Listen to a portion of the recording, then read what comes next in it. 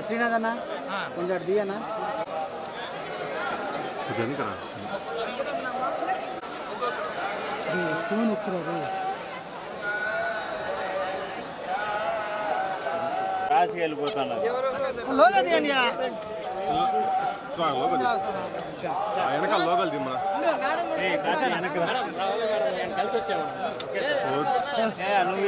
Madam తో పాటు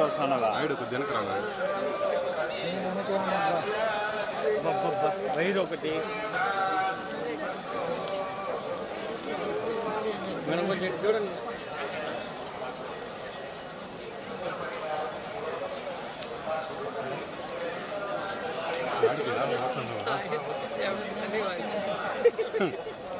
okay madam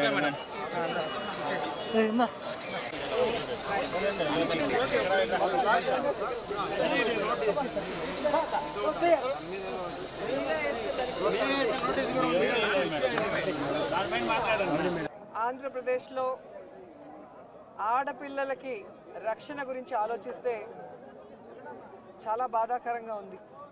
ఎందుకంటే ఎక్కడ చూసినా రేపులు, మర్డర్లు అండ్ ఆడపిల్లల కాలేజీ బాత్రూమ్స్లో హిడెన్ కెమెరాలు పెట్టి ఏ విధంగా పైశాచిక ఆనందం పొందుతున్నారో మనం చూస్తున్నాం. ఈరోజు నేరస్తులకి ఇంత ధైర్యం వచ్చింది అంటే దానికి ఈ ప్రభుత్వం సిగ్గుపడాలి. ఎందుకంటే గతంలో జగన్మోహన్ రెడ్డి గారి ప్రభుత్వంలో ఒక తప్పు జరగాలి అంటే ఎంత భయం ఉండేదో మీకు అందరికీ తెలుసు. సో ఎవరైనా కూడా దిశ యాప్ని యూజ్ చేయకుండా ఏదైనా అఘాయిత్యానికి అమ్మాయి లోబడితే 24 గంటల లోపల నేరస్తుల్ని అరెస్ట్ చేసి వారిని శిక్షించే విధంగా చట్టాలని కఠినతరం చేశారు. కాబట్టి ఆ రోజుల్లో ముచ్చుమరి లాంటి ఘటనలు జరగటం అనేది మనం చూసుండం. నిజంగా చాలా బాధాకరం. ఒక 9 ఏళ్ల అమ్మాయిని రేప్ చేసి చంపేసి ముక్కలు ముక్కలు చేసేశారు. 60 రోజులు అవుతున్న అమ్మాయి శవాన్ని కూడా ఇంతవరకు తీసుకురాలేకపోయారు. అసలు ఆ కుటుంబాన్ని పరామర్శించడానికి సీఎం గారు కానీ హోంమంత్రి గారు కానీ వెళ్ళలేదు అంటే కారణం ఏంటో నాకైతే అర్థం కాలేదు. ఎందుకంటే మదనపల్లిలో ఫైల్స్ దగ్ధమయ్యాయి అనగానే డీజీపీ గారిని స్పెషల్ ఫ్లైట్లో పంపించిన వాళ్ళు ఎందుకు ముచ్చుమరికి స్పెషల్ ఫ్లైట్లో డీజీపీ గారిని కానీ లేదా సంబంధిత మంత్రి గారిని ఎందుకు పంపించలేదో నాకు అర్థం కాలేదు. అలాగే నిన్న పేపర్లో చూశాను, గుడ్లవల్లేరు కాలేజీలో బాత్రూమ్స్లో హిడెన్ కెమెరాలు పెట్టారని పిల్లలు వచ్చి ఆడపిల్లలు చెప్తే అసలు అక్కడ ఏం జరగలేదని ఎస్పీ గారు చెప్పడం చాలా దురదృష్టకరం. ఈరోజు 300 మంది పిల్లలు ఈరోజు న్యాయం కావాలంటూ ధర్నా చేస్తుంటే ఇప్పుడు విచారణ చేస్తామని దిగిరావటం అనేది మనమంతా కూడా గమనించాల్సిన విషయం. అలాగే ఈ ప్రభుత్వం వచ్చిన తర్వాత మీరు చూస్తే ర్యాగింగ్ భూతం ఎలా ఎక్కువైందో మనం కళ్ళారా చూస్తున్నాం. నారాయణ కాలేజీలో మెడికల్ విద్యార్థినిని ర్యాగింగ్ చేసి చంపేశారు. అలాగే కలికిరిలో జేఎన్టీయూలో విద్యార్థి ర్యాగింగ్ చేయడం వల్ల ఎలా ఆత్మహత్య చేసుకుందో గమనించాం.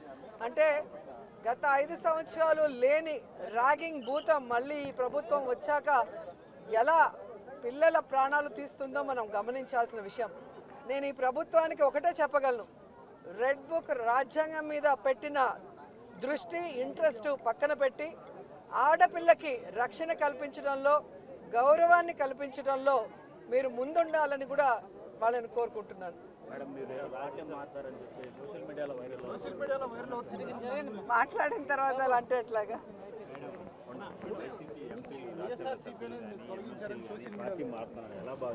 వాళ్ళని అడగాలి సార్, వెళ్తున్న వాళ్ళని అడగాలి. ఇది ఈరోజు కాదు, గతంలో కూడా జగన్మోహన్ రెడ్డి గారి ప్రభుత్వం అపోజిషన్లో ఉన్నప్పుడు 2014 to 19 కూడా ఇలాగ చాలామంది మారారు.